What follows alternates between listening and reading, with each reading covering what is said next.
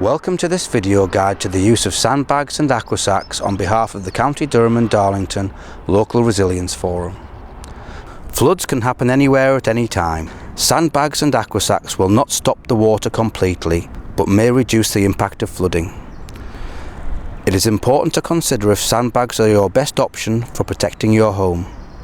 Remember, sandbags can be very heavy. Other permanent measures like floodgates may be a better option. Another option are aqua sacs. They are light to fit and are put in place in the same way and at the same time as you would sandbags. Aqua sacs need to be soaked with water prior to flood to make them expand.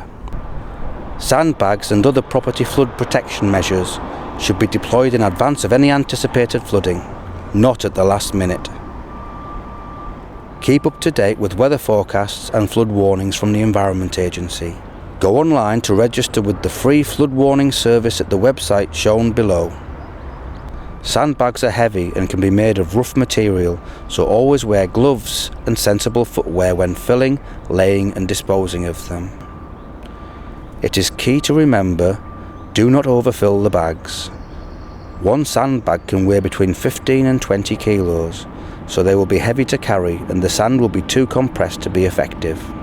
Tie the sandbag at the top of the bag for transporting, but make sure to untie the bag before laying. Prepare the area by laying down plastic sheeting and use duct tape to fasten it to the door.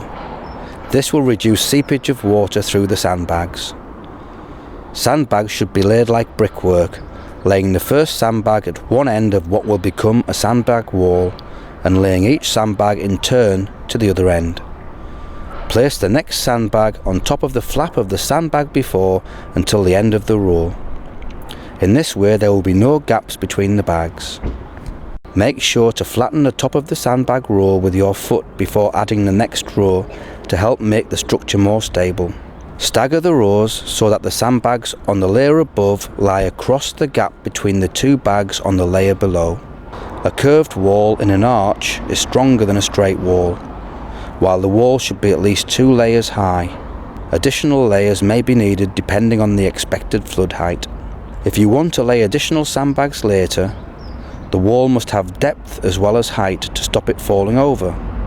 As a rule, the base should be 3 times the width of the height of the wall.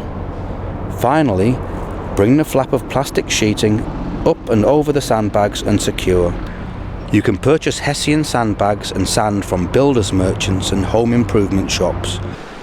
By helping yourself, you will allow the emergency services and others to help those most vulnerable. For further information, visit our website or call us on 03000 264 654.